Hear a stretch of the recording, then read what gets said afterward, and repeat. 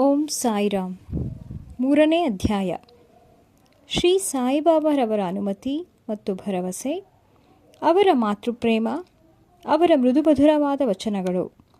ಶ್ರೀ ಬಾಬಾರವರ ಅನುಮತಿ ಮತ್ತು ಭರವಸೆ. ಈ ಹಿಂದಿನ ಅಧ್ಯಾಯದಲ್ಲಿ ತಿಳಿಸಿದಂತೆ ಶ್ರೀ ಬಾಬಾರವರು ಸಚ್ಚರಿತೆ ಬರೆಯಲು ಪೂರ್ಣ ಅನುಮತಿ ನೀಡಿದರಷ್ಟೇ. ನಂತರ ಅವರು ಮುಂದುವರೆದು, ನೀನು ಸಚ್ಚರಿತೆ ಬರೆಯುವ ವಿಚಾರದಲ್ಲಿ ನನ್ನ ಸಂಪೂರ್ಣ ಸಮ್ಮತಿ ಇದೆ. ನೀನು ನಿನ್ನ ಕೆಲಸವನ್ನು ಮಾಡು. ನನ್ನ ವಚನದಲ್ಲಿ ನಂಬಿಕೆ ಇಟ್ಟು ಸ್ಥಿರಚಿತ್ತನಾಗು.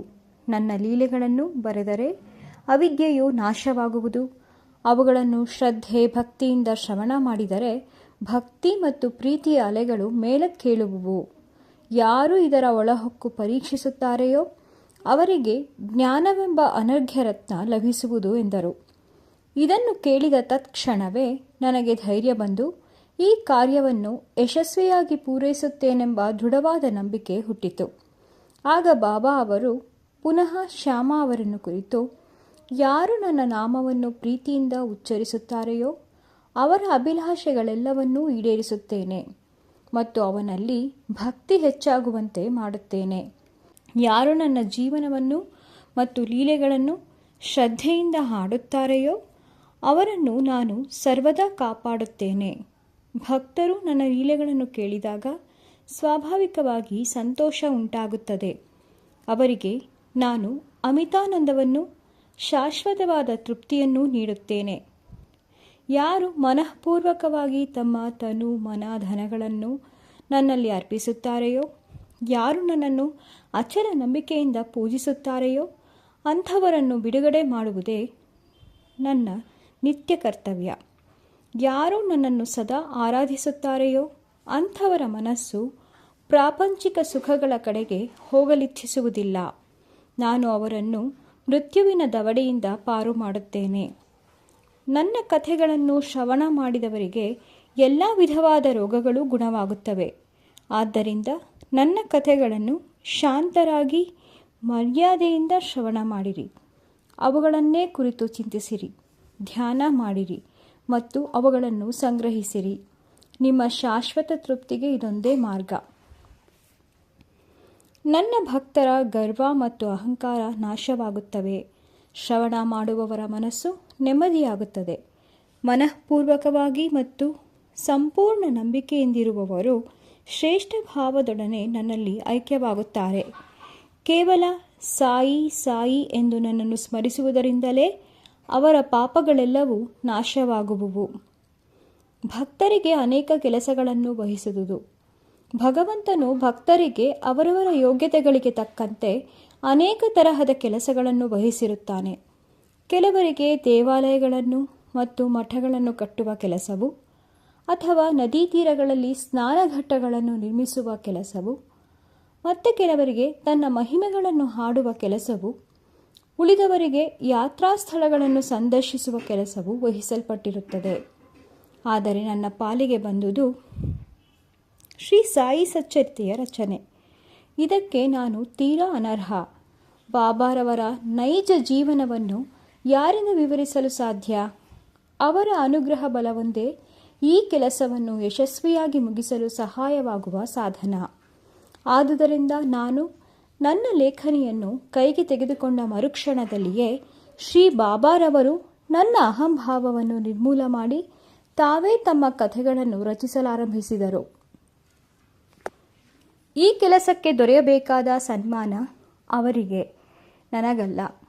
ನಾನು ಜನ್ಮತಃ ಬ್ರಾಹ್ಮಣನಾಗಿದ್ದರೂ ಸಹ ಶ್ರುತಿ ಮತ್ತು ಸ್ಮೃತಿ ಎಂಬೆರಡೂ ದೃಷ್ಟಿಗಳಿರಲಿಲ್ಲ.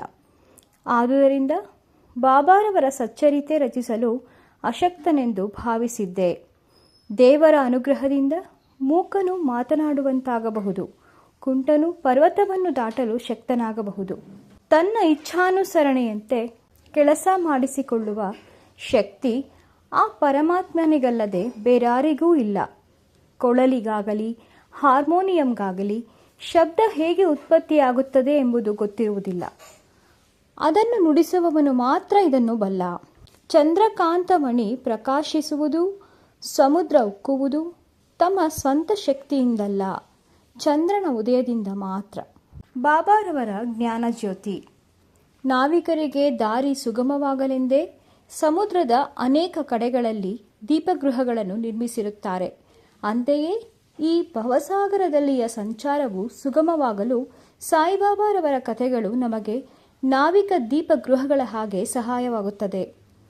ಸಂತರ ಚರಿತ್ರೆಗಳನ್ನು ನಾವು ಕಿವಿಯಾರ ಕೇಳಿದಾಗ ಅವು ನಮ್ಮ ಹೃದಯದ ಒಳಹೊಕ್ಕು ನಾನು ನನ್ನದು ಎಂಬ ಭಾವನೆಗಳನ್ನು ಹೊರದೂಡುತ್ತವೆ. ಅವು ಹೃದಯದಲ್ಲಿ ಶೇಖರವಾದಾಗ ನಮ್ಮ ಮನಸ್ಸಿನಲ್ಲಿಯ ಸಂಶಯಗಳೆಲ್ಲವೂ ಹಾರಿ ಹೋಗುತ್ತವೆ. ಗರ್ವವು ಅಡಗುತ್ತದೆ, ಜ್ಞಾನ ಉಕ್ಕುತ್ತದೆ. ಕೃತಯುಗದಲ್ಲಿ ಶಮದಮನವು, ತ್ರೇತಾಯುಗದಲ್ಲಿ ತ್ಯಾಗವು, ದ್ವಾಪರದಲ್ಲಿ ದೇವರ ಪೂಜೆಯು ಜ್ಞಾನ ಮಾರ್ಗದ ಸಾಧನೆಗಳಾಗಿದ್ದವು. ಕಲಿಯುಗದಲ್ಲಿ ಜ್ಞಾನ ಮಾರ್ಗದ ಸಾಧನೆ ಯಾವುದೆಂದರೆ ಆ ಪರಮಾತ್ಮನ ನಾಮವನ್ನು ಮತ್ತು ಮಹಿಮೆಯನ್ನು ಭಕ್ತಿ, ಶ್ರದ್ಧೆ ಮತ್ತು ಆಸಕ್ತಿಗಳಿಂದ ಹಾಡುವುದೊಂದೇ. ಈ ಕೊನೆಯ ಸಾಧನವು ಚತುರ್ವರ್ಣದವರಿಂದಲೂ ಅಭ್ಯಾಸ ಮಾಡಲು ಸಾಧ್ಯವಾದುದಾಗಿದೆ. ಇತರ ಸಾಧನಗಳಾದ ಯೋಗ, ಯಾಗ, ಧ್ಯಾನ ಮತ್ತು ಧಾರಣ ಇವುಗಳ ಅಭ್ಯಾಸ ಬಹು ಕಷ್ಟಕರವಾದುದು. ಆ ಪರಮಾತ್ಮನ ಲೀಲೆಗಳನ್ನು ಹಾಡುವುದು ಎಷ್ಟೋ ಸುಲಭ ಸಾಧ್ಯ. ಈ ಲೀಲೆಗಳನ್ನು ಹಾಡುವುದರಿಂದಲೂ ಮತ್ತು ಶ್ರವಣ ಮಾಡುವುದರಿಂದಲೂ ನಾವು ಸ್ವಾನುಭವವನ್ನು ಸುಲಭವಾಗಿ ಹೊಂದಬಹುದು. ಈ ಒಂದು ಗುರಿ, ಧ್ಯೇಯ ಸಾಧನೆಗಾಗಿಯೇ ತಮ್ಮ ಕಥೆಗಳನ್ನು, ಸಚ್ಚರಿತೆಯನ್ನು ಬರೆಯಲು ಬಾಬಾ ನನಗೆ ನೆರವು ನೀಡಿದರು. ಈಗ ಭಕ್ತರು ಅವರ ಕಥೆಗಳನ್ನು ಪಠಿಸಲು ಸುಲಭವಾಗಿದೆ, ಶ್ರವಣ ಮಾಡಲು ಸಹ ಸುಲಭವಾಗಿದೆ. ಹೀಗೆ ಪಠಣ ಮಾಡುವ ಅಥವಾ ಶ್ರವಣ ಮಾಡುವಾಗ ಏಕೈಕ ಚಿತ್ತದಿಂದ ಬಾಬಾರವರನ್ನು ಧ್ಯಾನಿಸಿ ಅವರ ರೂಪವನ್ನು ಮನಸ್ಸಿನಲ್ಲಿ ರೂಪಿಸಿಕೊಳ್ಳಿರಿ. ಆಗ ಗುರು ಮತ್ತು ದೇವರಲ್ಲಿ ಭಕ್ತಿ ಉಂಟಾಗುತ್ತದೆ. ಆಲಿಪ್ತತೆ ಉಂಟಾಗಿ ಭಕ್ತರು ಸ್ವಾನುಭಾವವನ್ನು ಹೊಂದಬಹುದು. ಸಾಯಿಬಾಬಾರವರ ಮಾತೃವಾತ್ಸಲ್ಯ. ಗೋವಿಗೆ ತನ್ನ ಕರುವಿನ ಮೇಲೆ ಎಷ್ಟು ಮಮತೆ ಇರುತ್ತೆಂಬುದು ಎಲ್ಲರಿಗೂ ವೇದ್ಯವಾದ ವಿಷಯ. ಅದರ ಕೆಚ್ಚಲು ಹಾಲಿನಿಂದ ತುಂಬಿರುವಾಗ ಕರುವು ತನ್ನ ತಲೆಯಿಂದ ಕೆಚ್ಚಲನ್ನು ಒತ್ತಿ ಮೊಲೆಗಳಿಗೆ ಬಾಯಿ ಇಟ್ಟಾಗ ಹಾಲು ಹೇಗೆ ಧಾರಾಕಾರವಾಗಿ ತನ್ನಷ್ಟಕ್ಕೆ ತಾನೇ ಬರುತ್ತದೆಯೋ ಅದೇ ರೀತಿ ಕಂದನಿಗೆ ಹಾಲು ಬೇಕಾದಾಗ ಮಾತೆಯಾದವಳು ಎಷ್ಟು ಪ್ರೀತಿ ಮತ್ತು ಆದರಗಳಿಂದ ಅದಕ್ಕೆ ಹಾಲು ನೀಡುತ್ತಾಳೆ. ಮಗುವಿನ ಉಡಿಗೆ ತೊಡಿಗೆಗಳಲ್ಲಿ ಅವಳಿಗೆ ಎಷ್ಟು ಆನಂದ. ಆದರೆ ಮಗುವಿಗೆ ಮಾತ್ರ ಅವುಗಳ ಕಡೆ ಗಮನವಿರುವುದಿಲ್ಲ. ಆದರೆ ಅವಳು ತನ್ನ ಮಗುವನ್ನು ಅಲಂಕಾರವಾಗಿ ಶೃಂಗರಿಸಿ ಕಣ್ತುಂಬ ನೋಡುವಳಲ್ಲವೇ? ಆಗ ಅವಳ ಆನಂದಕ್ಕೆ ಪಾರವಿರುತ್ತದೆಯೇ? ಮಾತೃಪ್ರೇಮವೆಂಬುದು ಅಗಾಧ, ವಿವರಣಾತೀತ. ಅದಕ್ಕೆ ಸರಿಸಮವಾದ ಪ್ರೀತಿ ಬೇರೊಂದಿಲ್ಲ. ಹಾಗೆಯೇ ಸದ್ಗುರುಗಳು ತಮ್ಮ ಶಿಷ್ಯವೃಂದಕ್ಕೆ ಅದೇ ತರಹದ ಮಾತೃವಾತ್ಸಲ್ಯವನ್ನು ತೋರುತ್ತಾರೆ. ಶ್ರೀ ಸಾಯಿಬಾಬಾ ಅವರಲ್ಲಿಯೂ ಇದೇ ತರಹದ ಮಾತೃವಾತ್ಸಲ್ಯವಿತ್ತು. ಉದಾಹರಣೆಗಾಗಿ ನಾನು 1916ರಲ್ಲಿ ಸರಕಾರಿ ಕೆಲಸದಿಂದ ನಿವೃತ್ತನಾದೆ. ನನಗೆ ಬರುತ್ತಿದ್ದ ವಿರಾಮ ವೇತನದಿಂದ ಸಂಸಾರ ನಿರ್ವಹಣೆ ಕಷ್ಟವಾಗಿತ್ತು. ಅಂದು ಗುರುಪೌರ್ಣಿಮೆ, ಆಷಾಢದ 15ನೇ ದಿನ. ನಾನು ಭಕ್ತರೊಂದಿಗೆ ಶಿರಡಿಗೆ ಪ್ರಯಾಣ ಬೆಳೆಸಿದೆ. ಅಣ್ಣಾ ಸಾಹೇಬ ಚಿಂಚನೀಕರರಿಗೆ ನನ್ನ ಮೇಲೆ ದಯೆಯುಂಟಾಗಿ ತಾವಾಗಿಯೇ ಬಾಬಾರವರಲ್ಲಿಗೆ ಹೋಗಿ, ಇವನ ಮೇಲೆ ದಯೆ ಮಾಡಿ, ಇವನ ವಿರಾಮ ವೇತನ ಸಂಸಾರ ನಿರ್ವಹಣೆಗೆ ಸಾಲದು, ಸಂಸಾರ ವೃದ್ಧಿಯಾಗುತ್ತಿದೆ, ಬೇರೊಂದು ಉದ್ಯೋಗವನ್ನು ಕೊಡಿಸಿರಿ, ಇವನ ಚಿಂತೆಯನ್ನು ಬಿಡಿಸಿರಿ, ಸಂತೋಷಗೊಳಿಸಿರಿ ಎಂದರು. ಅದಕ್ಕೆ ಬಾಬಾರವರು, ಅವನಿಗೆ ಬೇರೊಂದು ಕೆಲಸ ಸಿಕ್ಕುತ್ತದೆ, ಅವನು ನನ್ನ ಸೇವೆ ಮಾಡುತ್ತಾ ಸಂತೋಷದಿಂದಿರಲಿ, ಅವನ ಮನೆಯಲ್ಲಿ ಉಡಲು ಉಣಲು ಏನೂ ಕೊರತೆಯುಂಟಾಗುವುದಿಲ್ಲ. ನಾಸ್ತಿಕರು, ಅಧರ್ಮಿಗಳು ಮತ್ತು ದುಷ್ಟರಿಂದ ದೂರವಾಗಿರಲಿ. ಸರ್ವರಲ್ಲಿಯೂ ಸೌಜನ್ಯ ಮತ್ತು ಸವಿನಯದಿಂದ ವರ್ತಿಸಲಿ. ಇದನ್ನು ಮಾಡಿದ್ದಾದರೆ ಅವನಿಗೆ ಶಾಶ್ವತ ಸುಖ ಸಂತೋಷಗಳು ದೊರಕುವುವು ಎಂದು ಉತ್ತರಿಸಿದರು. ರೋಹಿಲಾ. ಎತ್ತರವಾದ, ದೃಢಕಾಯನಾದ ರೋಹಿಲಾ ಎಂಬುವವನು ಸಾಯಿಬಾಬಾರವರಿಂದ ಆಕರ್ಷಿಸಲ್ಪಟ್ಟು ಶಿರಡಿಗೆ ಬಂದು ನೆಲೆಸಿದ್ದನು. ಅವನು ಪ್ರತಿದಿನವೂ ರಾತ್ರಿ ಕುರಾನ್ ಪವಿತ್ರ ಗ್ರಂಥವನ್ನು ಜೋರಾಗಿ ಕರ್ಕಶ ಧ್ವನಿಯಲ್ಲಿ ಹಾಡುತ್ತಿದ್ದನು ಮತ್ತು ಅಲ್ಲಾಹೋ ಅಕ್ಬರ್ ಎಂದು ಜೋರಾಗಿ ಕೂಗಿಕೊಳ್ಳುತ್ತಿದ್ದನು. ಶಿರಡಿಯ ಜನರಿಗೆ ಹಗಲಿನಲ್ಲಿ ಬೇಸತ್ತು ರಾತ್ರಿ ಮನೆಗೆ ಬಂದು ಕುಳಿತಾಗ ಇವನ ಕರ್ಕಶ ಧ್ವನಿಯಿಂದ ಬೇಜಾರಾಗುತ್ತಿತ್ತು. ಇದರಿಂದಾಗಿ ರಾತ್ರಿ ನಿದ್ದೆಗೂ ಅವಕಾಶವಿಲ್ಲದೆ ತೊಂದರೆಯಿಂದಿದ್ದರು. ಸ್ವಲ್ಪ ದಿನ ತಾಳ್ಮೆಯಿಂದಿದ್ದರು. ಒಂದು ದಿನ ತಾಳ್ಮೆ ಮೀರಿ ಬಾಬಾರವರ ಬಳಿಗೆ ಬಂದು ಈ ಉಪದ್ರವವನ್ನು ಹೇಗಾದರೂ ಮಾಡಿ ತಪ್ಪಿಸಿ ಎಂದು ಬೇಡಿಕೊಂಡರು. ಬಾಬಾರವರು ಆ ಮಾತಿಗೆ ಗಮನ ಕೊಡಲಿಲ್ಲ. ಅದಕ್ಕೆ ಬದಲಾಗಿ ಹಳ್ಳಿಯವರನ್ನೇ ತರಾಟೆಗೆ ತೆಗೆದುಕೊಂಡು, ನಿಮ್ಮ ಕಾರ್ಯ ನೀವು ಮಾಡಿ, ರೋಹಿಲನ ಗೊಡವೆ ಏಕೆ? ರೋಹಿಲಾಗೆ ಒಬ್ಬ ಕೆಟ್ಟ ಪತ್ನಿ ಇದ್ದಾಳೆ, ಆದುದರಿಂದ ಅವನು ಈ ರೀತಿ ಮಾಡುತ್ತಾನೆ. ದೇವರ ಸಂಕೀರ್ತನದಿಂದ ಅವಳು ಅವನ ಕಡೆಗೆ ಬರುವುದಿಲ್ಲ ಎಂದು ಹೇಳಿ ಕಳಿಸಿದರು. ನಿಜವಾಗಿಯೂ ರೋಹಿಲಾಗೆ ಪತ್ನಿಯೇ ಇರಲಿಲ್ಲ. ಬಾಬಾರವರು ಪ್ರಸ್ತಾಪಿಸಿದ ರೋಹಿಲಾನ ಪತ್ನಿ ದುರ್ಬುದ್ಧಿ, ಕೆಟ್ಟ ಯೋಚನೆಗಳು. ಬಾಬಾರವರಿಗೆ ದೇವರ ನಾಮ ಸಂಕೀರ್ತನವು ಪ್ರಿಯವೆನಿಸುವುದರಿಂದ ರೋಹಿಲಾನನ್ನು ರಕ್ಷಿಸಿದರು. ಬಾಬಾರವರ ಅಮೃತ ವಚನಗಳು. ಒಂದು ದಿನ ಶ್ರೀ ಬಾಬಾರವರು ಮಧ್ಯಾಹ್ನದ ಆರತಿ ಸಮಯದಲ್ಲಿ ಭಕ್ತರಿಗೆ ಈ ಕೆಳಗಿನ ಹಿತವಚನಗಳನ್ನು ನೀಡಿದರು. ನೀವು ಎಲ್ಲಿಯೇ ಇರಿ, ಏನೇ ಮಾಡುತ್ತೀರಿ, ನೀವು ಮಾಡುವ ಪ್ರತಿಯೊಂದು ಕೆಲಸವನ್ನೂ ನಾನು ಬಲ್ಲೆನೆಂಬುದನ್ನು ಜ್ಞಾಪಕದಲ್ಲಿಡಿ. ನಾನು ಸರ್ವರ ಹೃದಯದಲ್ಲಿಯೂ ಅಡಗಿರುತ್ತೇನೆ. ನಾನು ಪ್ರಪಂಚದಲ್ಲಿನ ಸಮಸ್ತ ಸಚರಾಚರಗಳನ್ನು ಆವರಿಸಿರುತ್ತೇನೆ.